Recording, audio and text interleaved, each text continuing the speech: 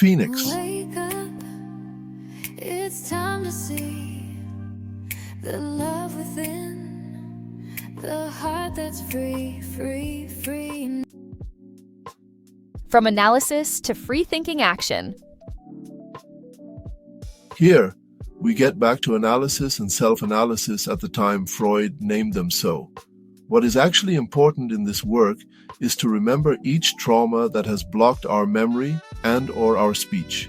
Behind every such trauma, there is remorse, not regret for a choice, but remorse for a silence.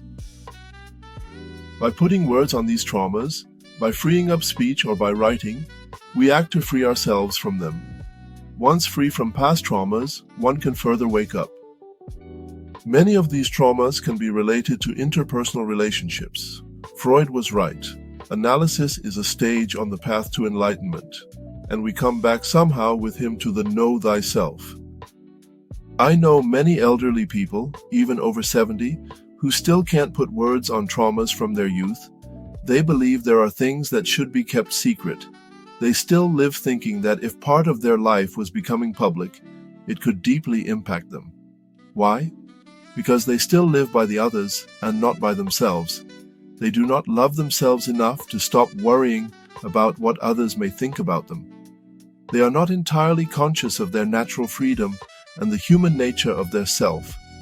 Their decisions, sayings, and actions still strongly depend on how they think others may see them. They may be continuously paranoid about what others think about them. Givers or takers, those who are not free thinkers cannot easily stand critical thinking, or, worse, critics. They are slaves in a mental cell they built themselves. They worry about things that do not depend on them. They deny the fact that they could benefit from a psychoanalysis and surely will not try to follow the path leading to self-analysis. But what's the goal of psychoanalysis? Well, to me, it is very simple. To reach a level of self-consciousness in which people understand that they are unique human beings, each having a soul that is way worthier than the sum of all images other people have in their mind when thinking about them. Saying it differently, the goal of going through psychoanalysis is to open your mind to the point where you see yourself as who you really are and stop thinking about how people see you when looking at you. Successfully ending a psychoanalysis corresponds to killing most of your narcissistic ego. 1.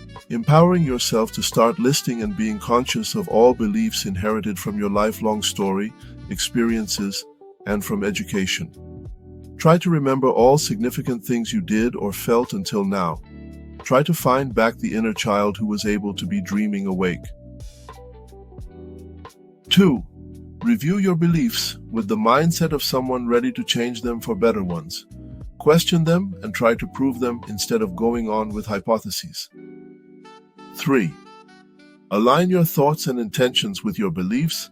Start saying what you think whenever you want to and to whoever you want. 4.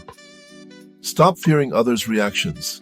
Try to always tell what you have done so far and what you want next, whenever you want to, and to whoever you want.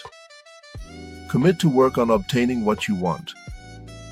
Last but not least, start acting naturally according to your feelings, in line with how you feel you should act, and in line with how and where you see yourself in the future.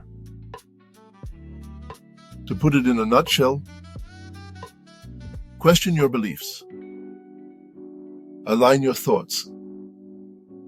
Say what you think and want. Act accordingly and fearlessly.